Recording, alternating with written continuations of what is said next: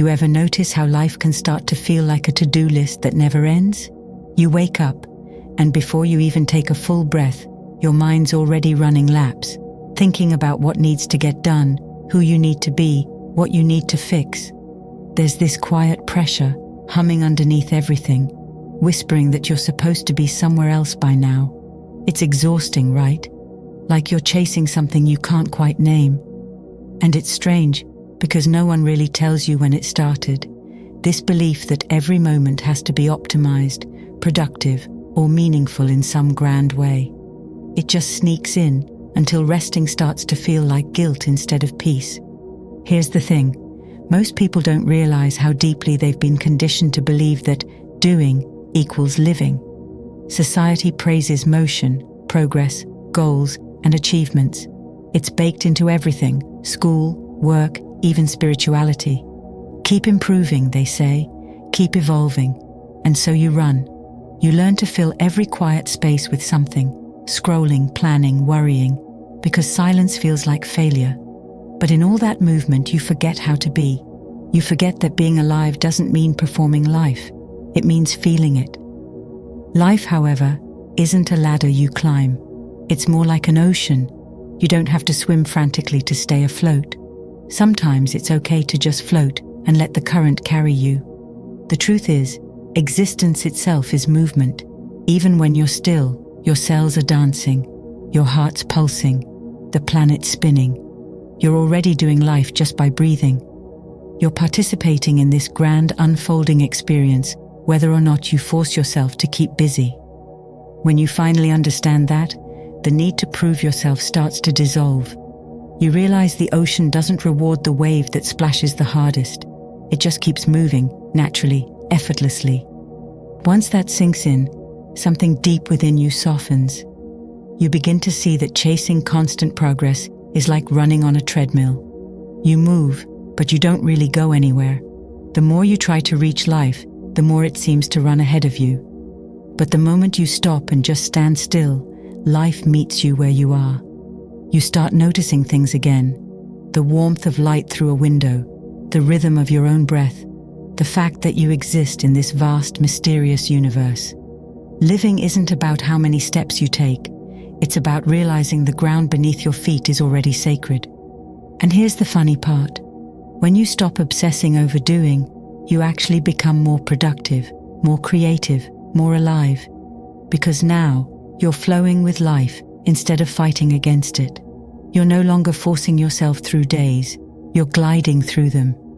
You start acting from inspiration, not obligation. What you do begins to matter again, not because it proves your worth, but because it expresses your being. That's when you finally understand what it means to live. It's not something to chase, it's something to allow.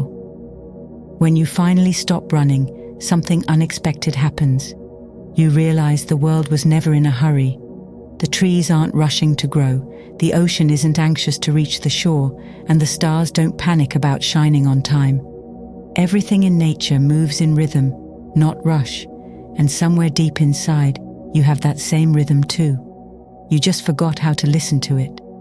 We're taught to chase the next thing, to fill every gap with purpose, but there's a quiet power in slowing down. That stillness you resist, it's not emptiness, it's alignment. It's you remembering what it means to just live. There's something powerful about watching an animal in its natural state. A cat can sit for hours, eyes half closed, perfectly content doing absolutely nothing. No guilt, no rush, no sense of wasted time. It's just being. And somehow, in that stillness, it's more alive than most humans on their busiest days. Because animals don't think about existing, they exist. Meanwhile, humans get tangled in the idea that they must earn their right to rest. But imagine if you gave yourself permission to exist like that, to breathe without reason, to sit without shame, to let the world move around you while you remain grounded in being. You'd find that peace doesn't come from doing everything right. It comes from realizing there's nothing you have to do to begin with. And when you do act, when you choose to move, it no longer comes from pressure. It comes from peace. That's the magic of being. You stop doing things because you feel like you have to, and start doing them because you want to. There's a softness to that shift. You can feel it, the difference between tension and flow, between surviving and living. When action grows out of stillness, it carries a different energy, an effortless kind of presence. You're not forcing life anymore, you're dancing with it. Every task, no matter how small, becomes sacred because it's no longer a demand on your time. It's an expression of your being. And that's what just living really means. It's not about escaping responsibility or abandoning goals.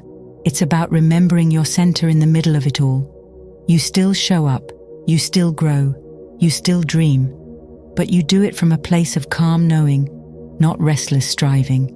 When you move from being instead of doing, life feels lighter.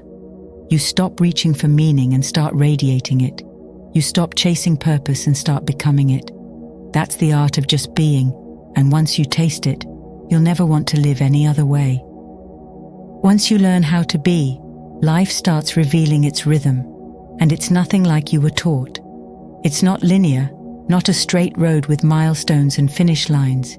It's a spiral, looping and flowing, rising and returning. Every experience circles back in some form, carrying new meaning each time it passes through your awareness. When you stop forcing things and simply live, you begin to notice this pattern, the gentle repetition of life's lessons, opportunities, and miracles. What once felt like chaos begins to feel like choreography. Everything has its timing, and the timing is never wrong. Think of the spiral as life's way of saying, you don't have to chase what's meant for you. What's truly yours can't be missed. It circles back, maybe not as it was, but as it's meant to be. That's why some moments, people, or dreams return after you've stopped clinging to them. They find you when you're ready. The spiral brings things around again, not to punish you for what you didn't get right the first time, but to give you another chance to meet it with more awareness, more peace. When you're no longer rushing to grab at life, life starts handing itself to you. There's a quiet trust that comes from understanding this. You stop fearing missed opportunities, stop regretting detours, stop panicking over delays. You realize everything has a rhythm, and your only job is to stay in harmony with it. When you're still trying to control the tempo, you create resistance. But when you relax into the music, life moves with you, not against you. The current you once fought to swim against starts carrying you effortlessly forward. You begin to see how even the moments that broke you were part of your expansion. The spiral doesn't punish. It teaches, it refines, it reveals. That's why all you need to do is live, because the spiral never stops turning, and you are always moving with it, whether you realize it or not. Even when you think you've fallen behind, you're just on a different curve of the same spiral. Life isn't about catching up, it's about waking up. And when you trust that everything is looping toward your growth, you can finally let go of the anxiety of control. You can breathe, float, and allow the rhythm of existence to unfold exactly as it's meant to, because it always does. When you begin to see life as a spiral, something that's always carrying you where you need to be, you naturally start to let go. You stop clinging to every wave and begin to float on them instead. That's when the mind starts to quiet down. You realize you don't need to think your way through every moment. You can simply live your way through it. The constant mental noise that once felt necessary starts to fade, and in its place comes something softer, clearer, space. That's the beginning of an empty mind, not in the sense of being blank or numb, but open and alive, like a sky after the storm. Most people spend their days filling their minds with noise because silence feels uncomfortable. It feels like something's missing. But that emptiness isn't absence, it's presence. It's what you've been searching for in all the distractions. You scroll, you consume, you chase entertainment because for a few seconds your mind goes quiet. You feel relief. Yet that relief doesn't come from the content. It comes from the pause between your thoughts. When you understand this, you realize you don't need the noise to find peace. You can access that silence anytime, anywhere, by simply being still. An empty mind is a doorway. It's where life moves through you instead of against you. It's where you stop reacting to everything around you and start responding from a deeper knowing. When you live from that space, judgment loses its grip. What others think about you stops mattering, because you see their opinions for what they are, reflections of their own mind, not truths about you. The world doesn't change, but your relationship to it does. Suddenly, peace isn't something fragile that can be taken away. It's your baseline, and when peace becomes your foundation, freedom follows naturally. Freedom isn't about escaping responsibilities or avoiding discomfort. It's about being untouched by them. It's about knowing that no matter what happens, you remain steady within yourself. When the mind is quiet, you stop living like a reaction and start living like a creation. You stop chasing external validation and begin to create from the energy of love, curiosity, and peace. That's when life becomes art again.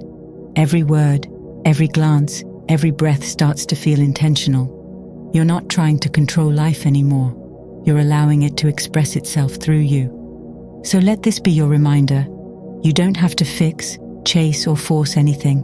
You just have to live. Empty the noise, drop the tension, and return to that quiet space within you, the one that doesn't need a reason to exist. From there, you'll see that peace was never something to earn. It's what's left when you stop resisting. Just live. Let the spiral carry you. Let silence hold you.